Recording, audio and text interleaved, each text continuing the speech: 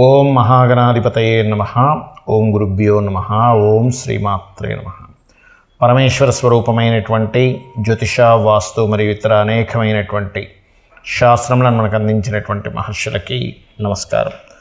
హయగ్రీవ హయగ్రీవ హయగ్రీవేతి యో వదేత్తస్య నిస్సరతే వాణి జహ్నుకన్యా ప్రవాహవత్. అరుణాం కరుణాతరంగితాక్షీం ధృతపాశాంకుశపుష్పబాణ చాపాం అనిమాదిభిరావృతాం మయూకైః అహమిత్యేవ విభావయే భవానీం. శ్రీమాత్రే నమః. ప్రేక్షకులందరికీ కూడా ఆ లలితాంబిక అమ్మవారి యొక్క అనుగ్రహము, ఆ పితృదేవతల అనుగ్రహం పరిపూర్ణంగా కలగాలని మనస్ఫూర్తిగా కోరుకుంటూ మనం ఈరోజు చెప్పుకోబోయేటువంటి టాపిక్ ఏమిటంటే ఫైనాన్షియల్ ఆస్ట్రాలజీ. ఈ ఫైనాన్షియల్ ఆస్ట్రాలజీలో ప్రతి నెల గ్రహాలు మార్పుల వల్ల ఏ నక్షత్రాల వల్ల మీ యొక్క ఫైనాన్షియల్ స్థితిని పెంచుకోవడం ఎలాగా, ఏ దేవత ఆరాధన చేస్తే మీ ఫైనాన్షియల్ స్టేటస్ అనేది పెరుగుతుంది, ఏ విషయాల్లో జాగ్రత్తగా ఉండాలి అనేది చెప్తాం. అయితే దానికంటే ముందుగా ఇప్పుడు ఈ వీడియోల్లో ప్రత్యేకంగా ఏంటంటే మీ యొక్క రాశి ఏమిటి, మీ యొక్క లగ్నం ఏమిటి. చాలా వీడియోలో నేను వీలైతే లగ్నం చూసుకోండి లేకపోతే రాశి చూసుకోండి అంటున్నప్పుడు చాలామంది ఏంటంటే ఏమంటే ఏది చూసుకోవాలి అన్నప్పుడు నేను ఒకటే చెప్తాను, లగ్నం తెలిస్తే లగ్నం చూసుకోండి, రాశి తెలిస్తే రాశి చూసుకోండి. కాకపోతే ఇందులో స్పెసిఫిక్గా ఏంటంటే మీ లగ్నం ఏమైంది, మీ రాశి ఏమైంది, దీన్ని బట్టి మీకు ఒక క్లారిటీ అనమాట. అంటే మీరు ఏ రంగాల్లో వెళ్తే ధనయోగం బాగా ఉంటుంది. చాలామంది చూడండి, వాళ్ళకి తెలియనటువంటి రంగాల్లోకి ఎంటర్ అయ్యి చాలా ఇబ్బంది పడుతూ ఉంటారు ఫైనాన్షియల్గా. బికాజ్ ఆఫ్ మనకి దైవానుగ్రహము, తల్లిదండ్రుల యొక్క ఆశీర్వాదము ఎంత ముఖ్యమో ఈ యొక్క కలియుగంలో మనము ఒక మంచి స్టేజ్కి వెళ్ళాలంటే ధనం కూడా అంతే పాత్ర పోషిస్తుంది. కాబట్టి ఈ ఫైనాన్షియల్ ఆస్ట్రాలజీలో ఒక్కొక్క లగ్నం నుంచి, ఒక్కొక్క రాశి నుంచి, అంటే ఉదాహరణ చెప్తాను నేను మీకు. మేషరాశి, మేషలగ్నంలో జన్మించాము అయితే మీరు ఏ దేవతను ఆరాధించాలి అనేది చెప్తాను, ఏ రంగాల్లో మీకు ధనయోగం ఉందో చెప్తాను. అదేవిధంగా మేషరాశి వృషభ లగ్నం అయితే ఏంటి, మేషరాశి మిథున లగ్నం అయితే ఏంటి, మేషరాశి కర్కాటక లగ్నం అయితే ఏంటి అని ఒక రాశి నుంచి ఒక లగ్నానికి ఏంటి, అదేవిధంగా మరొక రాశి నుంచి మరొక లగ్నానికి ఏంటి. అంటే వృషభం రాశి మేష లగ్నం, వృషభ రాశి వృషభ లగ్నం, మిథున రాశి మిథున లగ్నం, అలాగా ఒక్కొక్క రాశికి మీరు పలానా రాశిలో పుట్టి పలానా లగ్నంలో పుడితే మీరు ఏ రంగాల్లో ఛాన్సెస్ ఉంటాయి అనేటువంటి విషయం చెప్తాను. అయితే ఇందులో ఎండింగ్లో కొన్ని కండిషన్స్ ఉంటాయి. ఆ కండిషన్స్ కూడా నేను మీకు ఆఖరిలో చెప్తాను, ఎందుకంటే జన్మజాతకంలో ఉండే కొన్ని కాంబినేషన్స్ కొన్ని కండిషన్స్ చెప్తుంది. సో ఇది మీరు గుర్తుపెట్టుకోండి. దీని పరంగా మీరు పాటించినట్లయితే ఖచ్చితంగా మీకు ధనయోగం అనేటువంటిది ఉన్న స్థితి నుంచి ఖచ్చితంగా మీరు ఎదుగుతారు. ఎదగాలనే సంకల్పంతో ఈ యొక్క ప్రోగ్రాం ప్రారంభించడం జరిగింది.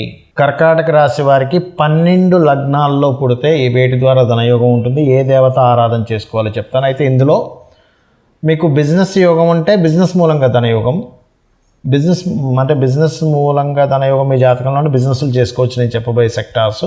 లేదంటే బిజినెస్ యోగం పెద్దగా లేదన్నప్పుడు ఆ జాబ్స్ మూలంగా మీరు చూసుకోవచ్చు చెప్తాను నేను మీకు. ఒకటి, కర్కాటక రాశి మేషలగ్నము అయితే కనుక ఎనీథింగ్ ఇన్సూరెన్సెస్ రిలేటెడ్ సంబంధించిన, ఈవెంట్స్ రిలేటెడ్ సంబంధించిన జాబ్స్ కన్సల్టెన్సీస్ మూలంగా ఉంటుంది. అదే కర్కాటక లగ్నము కర్కాటక రాశి వృషభ లగ్నం అయితే కనుక కర్కాటకమేనండి, రాశి కర్కాటకం మారదు, బట్ లగ్నాస్ మారుతుంటే వృషభం కనుక అయితే ఎనీథింగ్ ఫుడ్, మనకి కళారంగ సంబంధము, ఫైనాన్స్ రిలేటెడ్ మూలంగా ధనయోగం ఉంటుంది. కర్కాటక రాశి మిథున లగ్నానికి కూడా సేమ్ ఇదే ఉంటుంది. వృషభమైన మిథునమైనా సరే మీకు ఆ రూపంలోనే ఇస్తుంటుంది. అంటే ఫైనాన్సు, అందానికి సంబంధించిన, ఫ్యాషన్ రిలేటెడ్ సంబంధించిన, కళా సంబంధించిన ఇట్లాంటి వాటి మూలంగా ఉంటుంది. అదేవిధంగా కర్కాటక రాశి కర్కాటక రెండు ఒకటే అనుకోండి, ఇక్కడ మాత్రం మీకు insurances and anything events related, research related, భూగర్భంలో ఉండేటువంటి కొన్ని ఉంటాయి మనకి, పెట్రోలియం రిలేటెడ్ సంబంధించిన, ఆయిల్స్ రిలేటెడ్ మూలంగా వీటి ద్వారా వస్తుంది.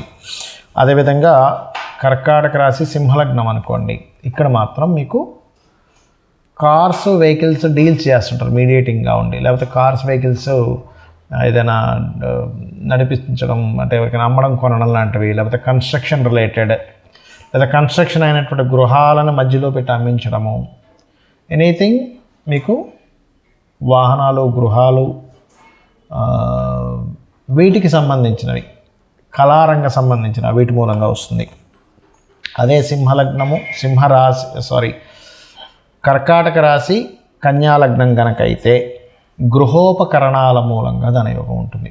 అంటే గృహంలో ఏవైతే మీరు ఏర్పాటు చేస్తారో అందులో ముఖ్యంగా ఈ lights, fans, anything power related సంబంధించిన వాటి మూలంగా ఉంటుంది. మీరు ఇక్కడ సింహలగ్నం వారు అమ్మవారిని, ఈ యొక్క కన్యాలగ్నం వారు నరసింహస్వామిని ఆరాధన చేసుకోవాలి. అలాగే ఈ యొక్క కర్కాటక రాశి తులాలగ్నం వారికి ఇది మీకు ఎక్కువగా తిరుగుతూ, ఎందుకంటే రోమింగ్ ఎక్కువగా తిరుగుతూ నేర్పించడం ఎవరికైనా కానీ ట్రైనింగ్స్ ఇస్తూ ఉంటారు. రకరకాల దేశాలు, రకరకాల ప్రాంతాలకు వెళ్తుంటారు. సో ఇట్లా తిరుగుతూ ట్రైనింగ్స్ ఇచ్చేటువంటి వాటి మూలంగా ఉంటుంది. మరి దత్తాత్రేయుడి యొక్క ఆరాధన చేసుకుని దత్తాత్రేయుడు చదువుకుంటే సరిపోతుంది. అదేవిధంగా కర్కాటక రాశి వృశ్చిక లగ్నం అయిందనుకోండి. కర్కాటక రాశి వృశ్చిక లగ్నం అయితే కాస్త మీకు గవర్నమెంట్ సెక్టార్స్లో, గవర్నమెంట్ రిలేటెడ్ వాటిల్లో యోగం ఇస్తుంది ఇక్కడ. ఎందుకంటే ఇక్కడ కాంబినేషన్స్ ఏవైతే ఉంటాయో పర్టికులర్గా ఈ యోగాన్ని కలిగింపజేస్తూ ఉంటాయి. అయితే గవర్నమెంట్ కానీ, మెడికల్ రిలేటెడ్ కానీ, ఆరోగ్యానికి సంబంధించిన వాటి మూలంగా, మరియు మీరు సూర్య భగవాను ఎక్కువగా ఆరాధించాలి. ఇక కర్కాటక రాశి ధనుసు లగ్నం వారికి ఈవెంట్ మేనేజ్మెంట్స్ ద్వారా బాగా ఉంటుంది. మరియు వాహనం, ఫైనాన్స్, బ్యాంకింగ్ సెక్టార్స్ ద్వారా వస్తుంది.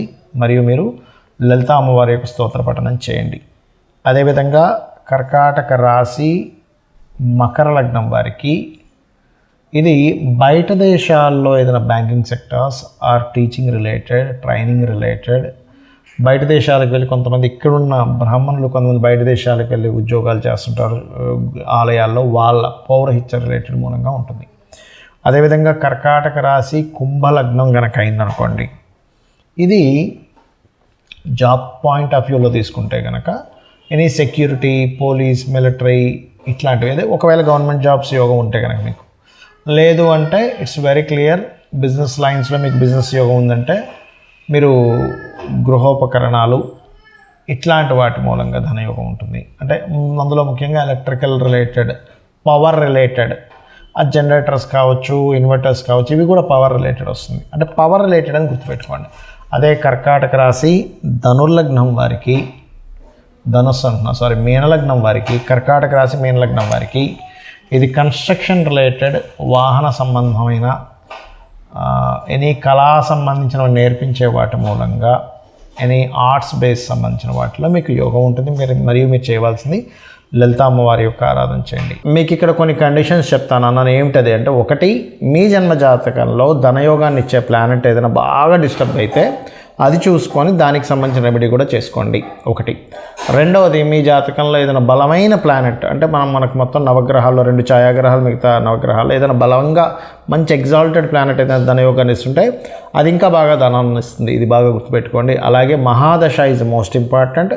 మీకు ఇప్పుడు ఒకవేళ నడుస్తున్న మహాదశ కానీ, అంతర్దశలు కానీ, ధనాన్ని ఆపుతున్నటువంటి అంతర్దశలో మహాదశలు వస్తుంటే పర్టికులర్గా ఫస్ట్ ఇప్పుడు మీకు ఏ దశ నడుస్తుందో, ఏ అంతర్దశ మహాదశ నడుస్తుందో దానికి సంబంధించి దానం ఇవ్వండి, ఫస్ట్ రిలీఫ్ వస్తుంది.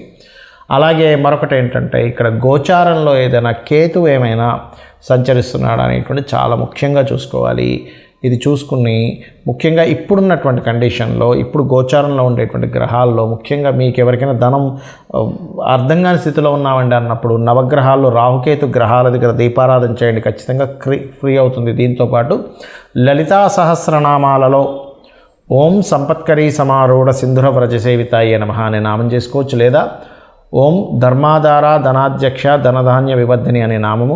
ఇంకా బాగా స్ట్రెస్లో ఉన్నామండి, అసలు ఇంకేదైనా ఇంకా బాగా స్ట్రెస్లో ఉన్న వాళ్ళకి ఫైనాన్షియల్ నుంచి బయటపడడానికి ఏదైనా మంత్రం చెప్తారనుకుంటే కనుక ఓం నవవిద్రుమ బింబస్త్రీ న్యక్కారి రతనచ్చద అనే నామస్మరణ చేస్తూ ఓం అపర్ణాయ నమః కూడా చేయండి. అప్పులు కూడా క్లియర్ అయిపోతాయి. ఇవి చేసుకోండి. మీకు నెక్స్ట్ వీక్ నుంచి, మనకి జనవరి నుంచి ఏంటంటే మంత్ మొత్తం అసలు మీకు ఏ ప్లానెట్ ధనయోగాన్ని ఇస్తుంది, దానికి ఇంకా ఏం చేసుకుంటే బాగుంటుందని మీకు చెప్తాను. శ్రీమాత్రే నమః.